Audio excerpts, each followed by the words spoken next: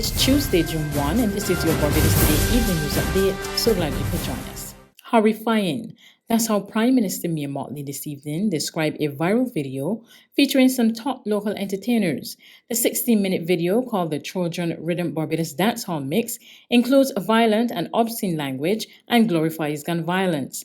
An outraged Mottly declared her government's zero-tolerance approach to violence as she issued a warning to the artists involved. I want to say that I am horrified at the video, and I am personally disappointed in the artists who have not recognized that there is an obligation on their part to be able to accept that to whom much is given, much is expected.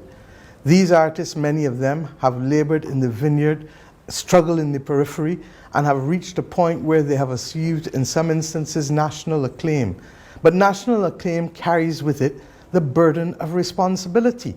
And while there may be some who may claim that there is artistic license for artists, let us remember that not everyone in our society understands the use of artistic license or sarcasm. And that is why, for example, we often have to speak recognizing that there are some among us for whom there is not the maturity or not the wisdom to recognize that this is not how you behave in a civilized society.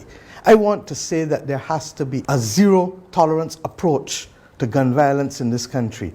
And there are those who sometimes have to be awoken to the reality that you cannot play light with issues such as this.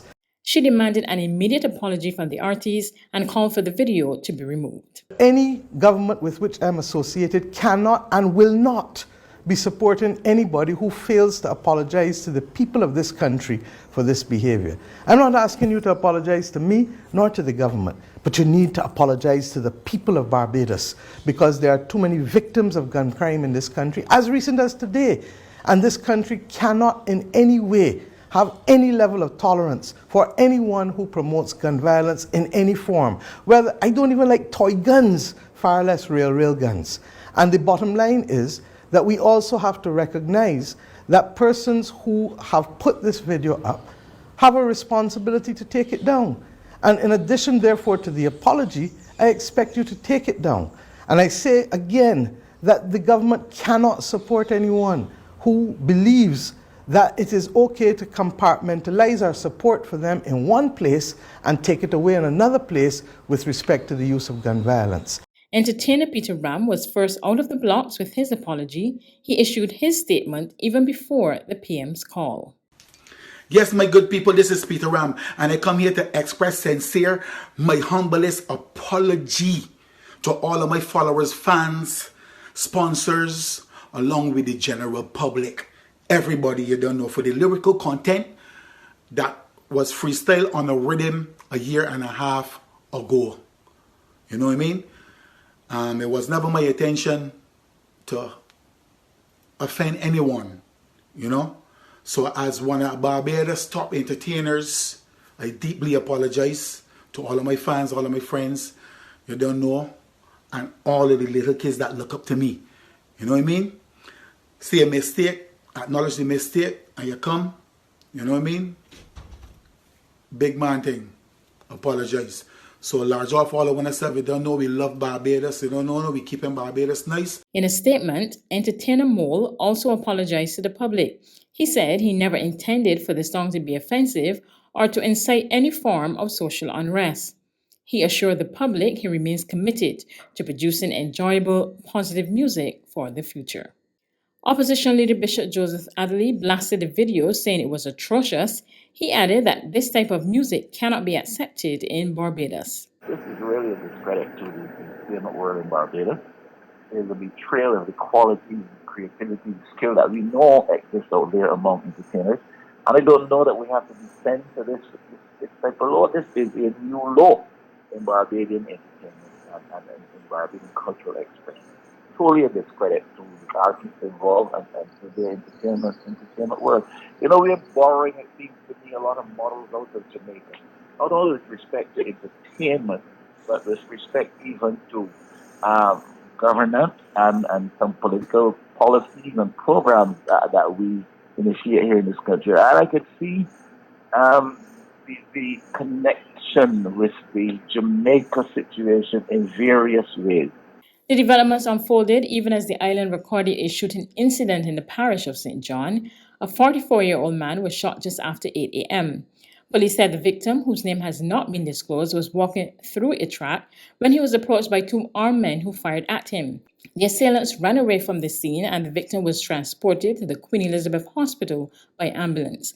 Barbados Today visited the scene and spoke with operator of the Golden Shots bar, Claudette Aline. We heard about 10 shots, and after could be about 10-15 minutes, somebody came and said, well, they usually call me Rebel, you got a trail of blood out here. And I said, where? When they came out, I saw the blood. There were some people telling me to wash it off, and I said, no, I wasn't going to tamper with it, and I told my son to call the police.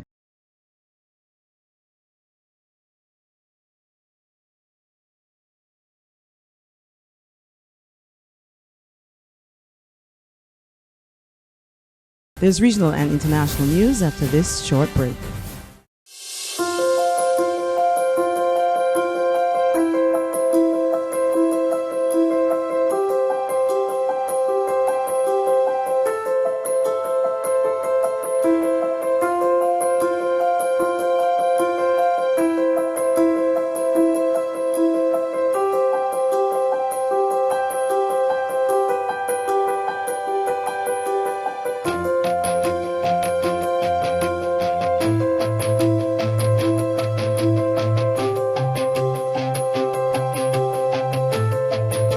Barbados Today, news you can trust. To regional news in Guyana, the government's nominated commissioner of the Guyana Elections Commission has tabled 3 motions calling for the removal of 3 senior officers of the electoral body who are accused and charged for electoral fraud. A motion to immediately dismiss the embattled Chief Elections Officer Keith Lowenfield was moved by government-nominated Commissioner Says Gunraj, while his colleague Commissioner Bibi Shadiq moved another motion to remove his deputy Roxanne Myers. A third motion moved by Commissioner Manoj Narayan is also seeking the immediate dismissal of District 4 Returning Officer Clement Mingo.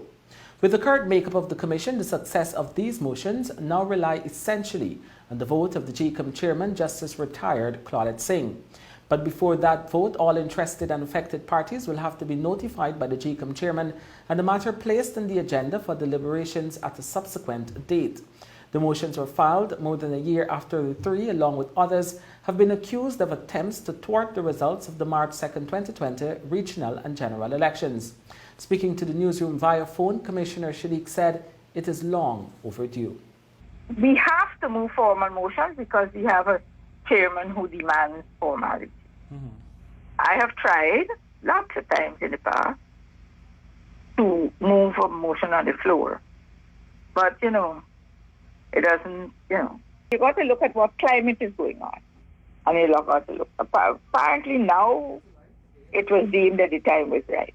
Further afield, Pope Francis today updated the Catholic Church's criminal code, adding directives on punishing sexual abuse crimes of minors by priests. In the past, it was often felt that these laws were not specific enough and not clear enough in terms of the language. And in fact, the Pope specifically says that this time round, he's hoping that with these very specific language that's written there, there's no room for interpretation, particularly in terms of punishments that can be meted out to those involved in abuse cases and those that were involved in so-called covering up those cases, bishops that were not that did not do enough to investigate cases that were brought to them, as well as sanctioning those that were found guilty. And so too much was open to interpretation by those in charge. And so the hope is that with specific language now targeting the issue of sexual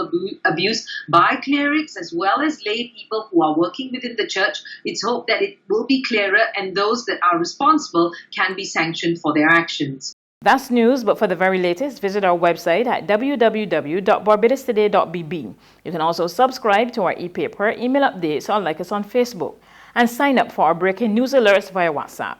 We're also on Izumi Media and bus terminals, as well as Screenplay at supermarkets and gas stations near you. You can also hear us on Mix 96.9 FM and Capital Media HD 99.3 FM.